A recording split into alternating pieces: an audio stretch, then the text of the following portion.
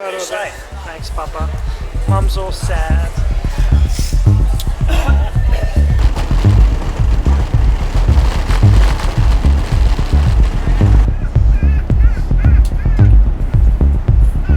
walk along this way. Mongok Ding Sung. Alrighty, let's see if anyone fucked with my bag. Perfecto. Thank you very much. Thank you very much, good sir. We all good? Good day. Thank you. Good day, brother. Hello, everybody, and welcome to the Nate Panda podcast. Today, I am calling in from the good old capital city, Rome, in the country of Italy. And as you've probably clicked on this video, today we're going to be talking about moving overseas to another continent with no backup plan, and for me specifically, moving from Australia to Europe with no backup plan. Let's just start off with I am shit scared. I am shit scared. I got to Europe this morning. I had a pretty insane process of getting from Australia to Europe. I went to Singapore first, spent a few days there and had a wild time. Then there was a transition through Abu Dhabi, and then I got to Rome this morning. Now, if you've seen some of my older videos or you know me personally, you'll know that I moved to New York City when I was 21 years old. I was just a little baby, hadn't popped my cherry yet, and I went over there and I moved there by myself with not knowing anybody in the entire continent. And I'm really, really glad that I went and I did something like that, because that was a huge shift in mentality, huge shift in my perception of the world after I'd done that. The biggest difference, though, between then and now is that back then I had saved up a significant amount of money. 2, I knew exactly what city I was moving to. 3, I knew what I was moving there for, and that was specifically for school. And 4, there was a specific time frame, of being in school and being on OPT and all that sort of stuff, for work. But coming to Europe this time, I have purposely come here with no backup plan to sever all of the connections between anything cushy for me. That if I really want to go after something, I have to just do it with no fallback whatsoever. I have to fall forward every time I fuck up and hopefully learn along the way. And I'm really scared, bro. I'm really, really scared. This is the first time I've been to Europe since I was 13 years old. And I want to move forward with this entrepreneurship stuff with YouTube, making YouTube videos, filmmaking, variety of other things, digital nomad kind of lifestyle and world. Like, I want to learn a lot of that stuff, and that information is available for me here in Europe. I mean, it is in Australia, don't get me wrong, but I suppose sort of my truth that I can give to other people who are interested in wanting to move somewhere else.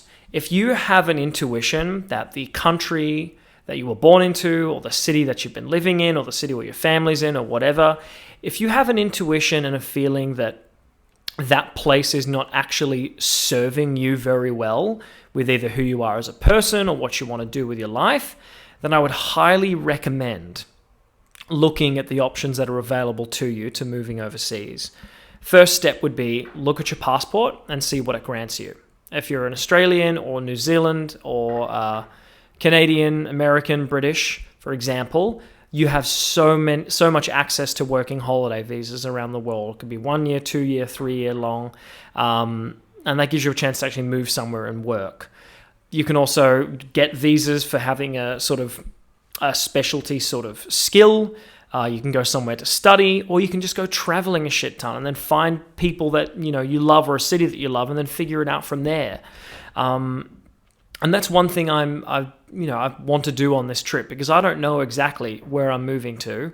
I don't have anywhere near as much money as I did on my, when I moved to New York at the first place, but I'm trying not to allow that to be any sort of excuse, because one of my goals is to be able to produce far more than I am consuming. And if you're producing more than you're consuming, and you're monetizing off that, then you can live a sustainable life. But in order to do that, I have to be really, really pushing and really making videos and that sort of stuff. But anyway, this room that I'm staying in, it's called the Ipitali Guest House in Rome, and it is fantastic. The host is absolutely brilliant. There's free breakfast. The room is phenomenal. And that window there behind me, it does open up. And if it was open right now, you would not be able to hear me very well, because the people in Rome, they'd be crazy, man. They'd be crazy. It's really, really loud, but the ambiance is really great. I really, really like it. And I'm looking forward to the free breakfast tomorrow.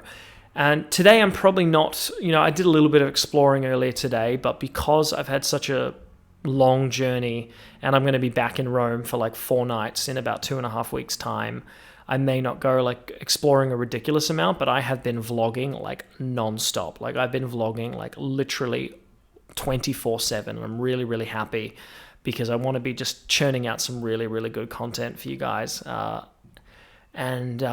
I don't know, there's something that just feels so great and buzzy about being in new places. It's exciting for me. It's so exciting. And I know that's the same for a lot of you as well. And just thinking about Rome as a city, man, like this used to be the epicenter of the world, the capital, the headquarters of the largest empire known to man in human history, pretty much. For a period of time, this was the center of the world where I am now. And just seeing some of, the Aurelius walls and the architecture, the Vatican City, the Pantheon, all these things. I haven't been to the main city area yet. I had been to Rome when I was a kid, but I don't remember a whole lot. But just being around this architecture in general, it's pretty freaking amazing, man, because you don't get that in America or Australia or New Zealand or Canada. Like, this city is thousands of years old. And that's just inspiring in so many ways, man. It really freaking is. It really freaking is.